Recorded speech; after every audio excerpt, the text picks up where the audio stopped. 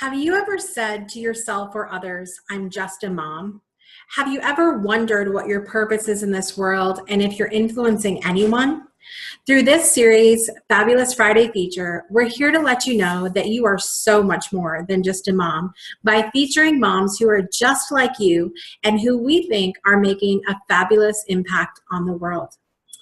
Motherhood is one of the most influential jobs on this planet.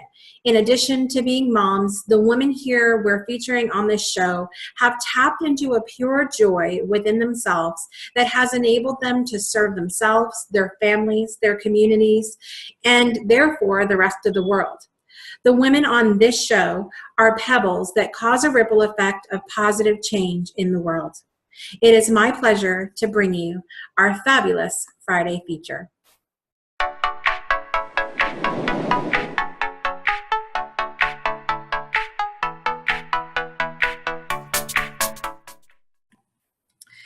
This is Jessica Dugas, intuitive mentor of moms from the Moms Online Mastermind community, where I help you to reduce stress and overwhelm in your life. On today's show, we're welcoming a new friend of mine, Marla Torres. Marla is a mom who's passionate about holistic and spiritual living, all while serving as a nurse in a traditional medical environment. Join us for this episode of Fabulous Friday feature as she shares with us what it's like to follow your dreams when it seems like no one else around you gets it. You'll be moved by Marla's determination, and her story is sure to bring inspiration to your own life. All right. Thank you so much for being on today's feature, Marla. I am so excited to have you here as one of my newer friends because I have been itching to to interview somebody that's in the medical field, and a lot of people that are familiar with me know my story, how I kind of grew up in a very allopathic and nothing holistic upbringing, and it's kind of flip-flopped now for me. And so I really am excited that you're here, and I get the opportunity to get to know you even better than I do already. So thank you so much for being here today. Thank you for having me. All right, so we like to start out the show with a moment of gratitude, asking you to mention any mom, doesn't have to be your own, who has influenced your life in some way and why. So I would love to know who that is for you. There's so many. I was trying to think of the perfect answer for this question, but there's just so many that have shaped my life. But I think back a little further when I was active in my eating disorder and I went into treatment, and my own family couldn't emotionally be there for me, and physically they couldn't fly out to where I was in treatment.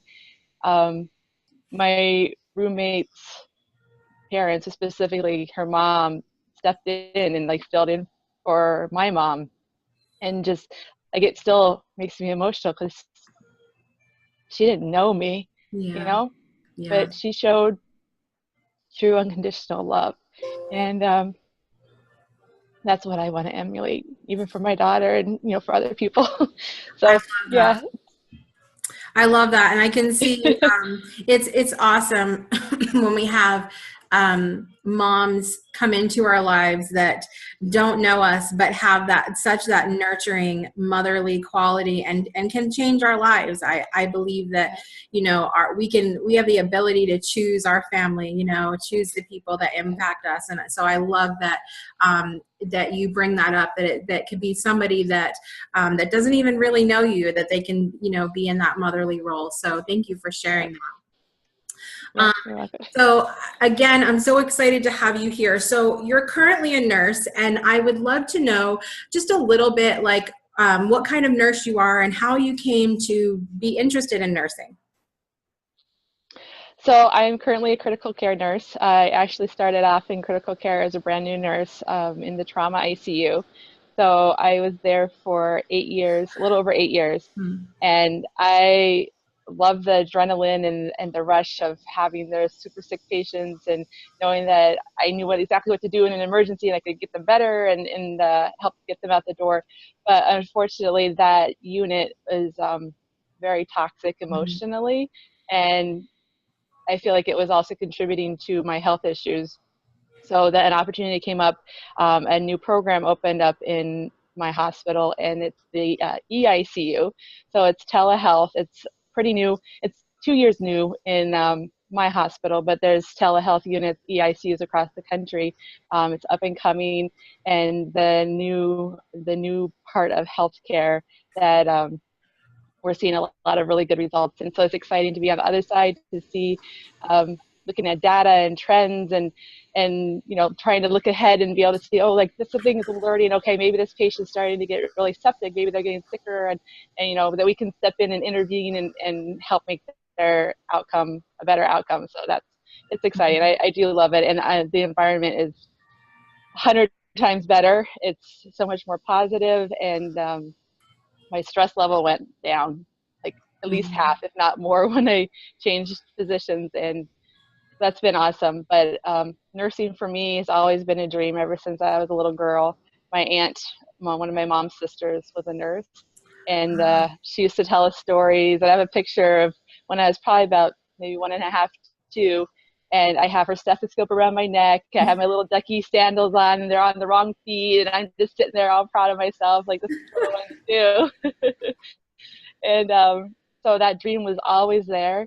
Um, the family that I grew up in, the religion was Mennonite, and they don't really encourage women going to college, Mhm. um, at least not the sect the part that I was in.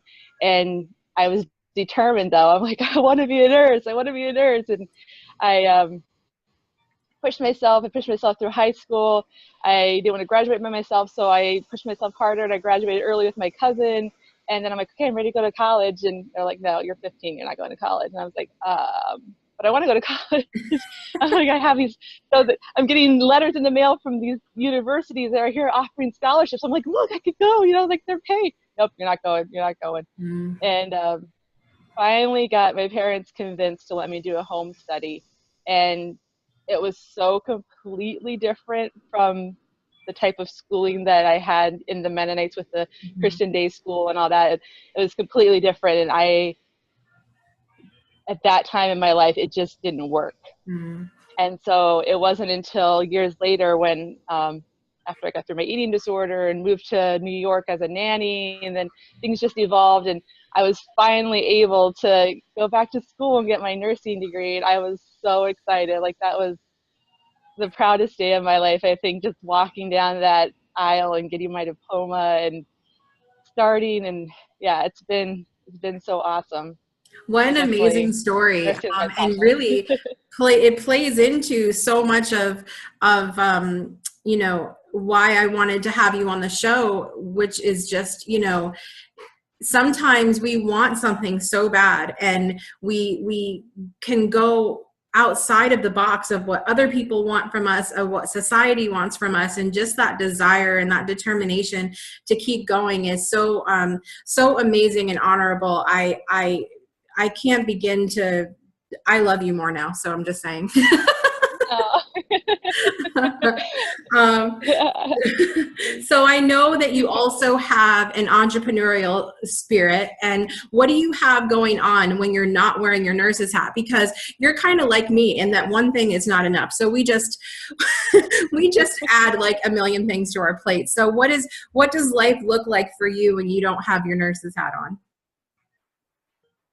So there's a lot. Yeah, there's a lot. There's a lot of different hats that I wear between homeschooling, and then I I started off years ago. I was doing Jamberry, and the sales part, it didn't fit with me, and I just really really want something so I can be home with my daughter. And then it was Norwex, and I firmly believe in the Norwex products, and I love them.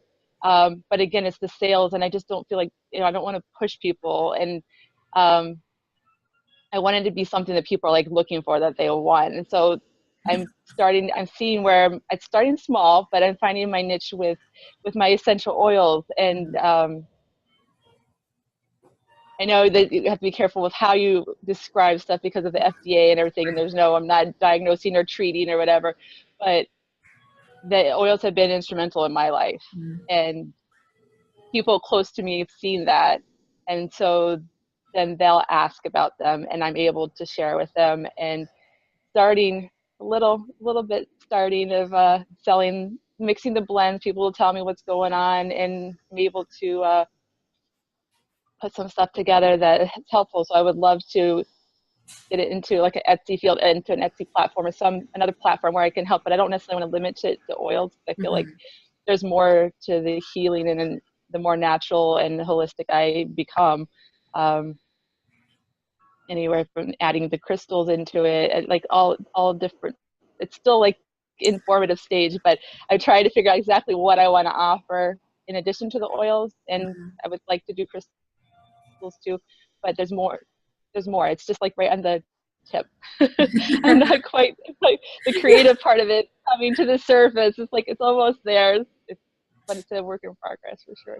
Yeah, I'm I excited can about that definitely part. relate to that process of trying to, like, especially for the people like you and I who are very multi-passionate. We love a lot of things.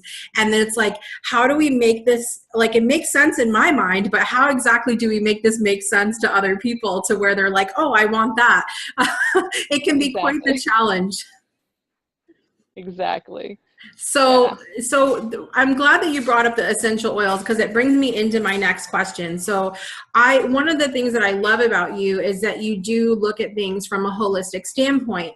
I know that you use essential oils and that you see a naturopath, and we've talked a little bit about that.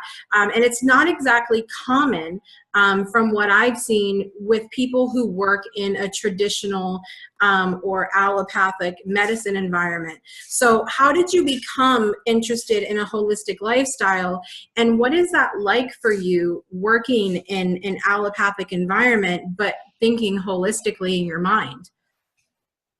Yeah, that part is a little challenging. Mm, The being there where it's all the traditional Western medicine, and we'll just pop, this medicine and this pill and this, and it's like, no, but if you can, maybe do a little tapping and make sure you're drinking your water and add some oils, and people are looking at me, I'm like, no, really, it works. And then now that I've seen, even my coworkers, I'll be, okay, so Marla, what should I do? Like, mm, okay, do this, find this pressure point, do that, and they're starting to see, but it can be challenging because I feel almost like not really a traitor, but like almost like a double life. Like I hear supporting patients that are using all this Western medicine, but really I would want to be like, here, put some lavender on your pillow. Here, how about this? This may help.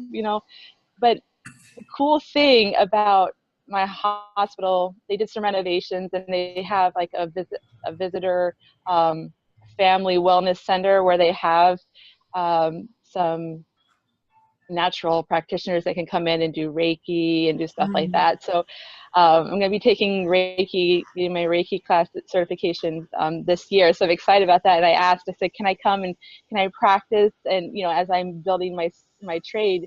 And the lady was like, absolutely. So I think that'd be something that would be cool. Even on my lunch break, just go over for half an hour and be able to start to incorporate that. And would love to. There's another nurse that I work with, but she's on nights, and she's like, she wants to get a center like that for the nurses, mm. because the nurses really do need that. We're giving so much too, and not taking care of ourselves and not doing the little self-care that we can. And so I would love to be a part of her dream of helping get that little center going, and even offering Reiki or some acupuncture, not acupuncture because I don't have that, but one of my coworkers is an acupuncturist, just bringing some of that into that.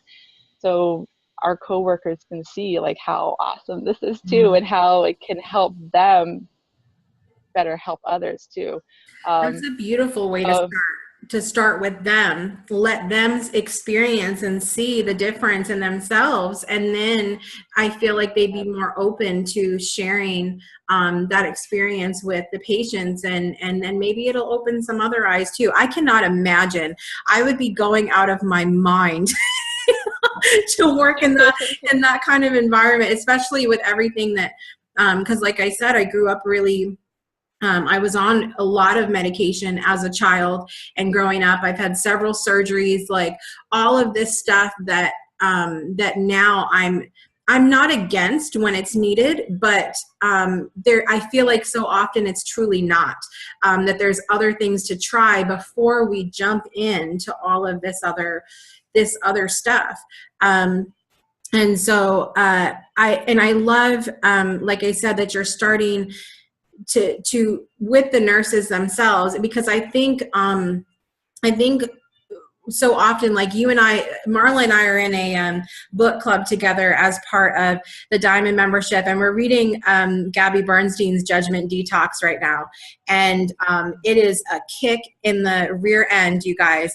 So, but one of the things that I love that she said in one of the live videos that she did prior to the book coming out was somebody had come on and said, well, you know, here I am trying to do things differently, and I'm trying to be holistic, and I'm trying to be positive and all this stuff. And my husband and my best friend, and she named these people, you know, they just don't get it. Like, I don't, and Gabby continuously says, just be the light, be what you want to see.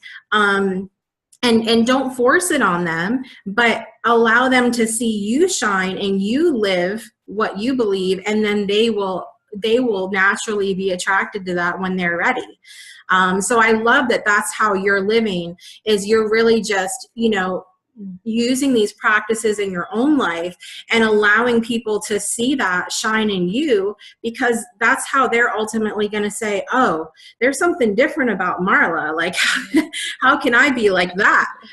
So I really love that that's kind of the approach that you've taken, because it must be a challenge on a daily basis to be in that kind of environment, and then say, to have it not necessarily be against what you believe in, but just opposite, you know? Right. And I too agree. There's sometimes where you get to a point where you do need Western medicine to kind of help, because you've let yourself get to that point. Right. But yeah, there's so much you can do before you get there. And yeah, it's exciting to be able to share that with people and have them be like aha moments, like, oh wow, this does work, and wow, this is amazing. Yes. Like, yeah. Absolutely. So and I mentioned why I really wanted you on here, and it's because you're kind of this you know, this square peg working in a round hole, and it sounds like that was really how, you know, you grew up as well, that it was, you know, that same sort of feeling like you wanted something outside of the environment that you were in. And so if you could give someone just one piece of advice or a tip today that could encourage them to follow their own path despite what they're taught, despite their surroundings, what would you tell them? That it might seem hard and it might seem overwhelming, but don't give up. Like, just don't give up, because it's worth it. It's worth it in the end when you get to experience what you've dreamt of and worked hard for so long. It definitely is worth it.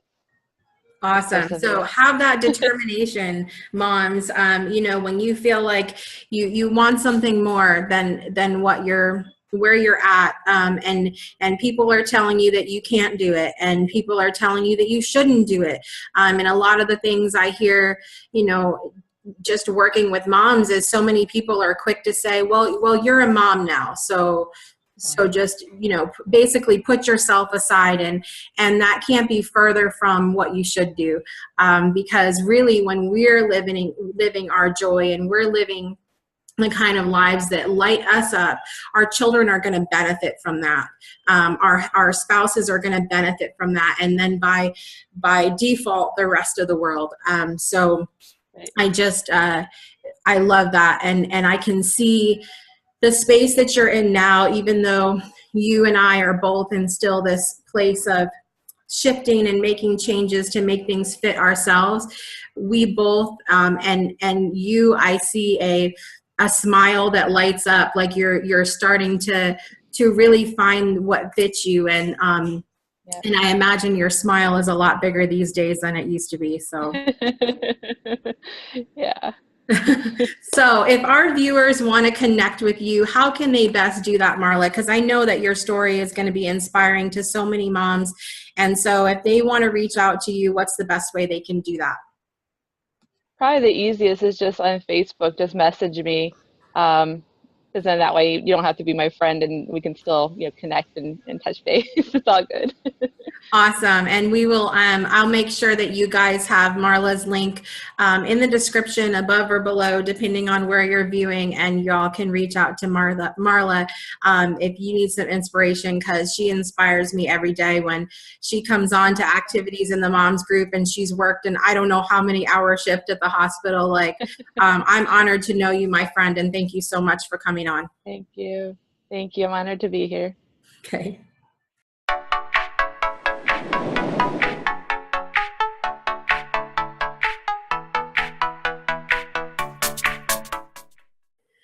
Thank you so much for joining us today.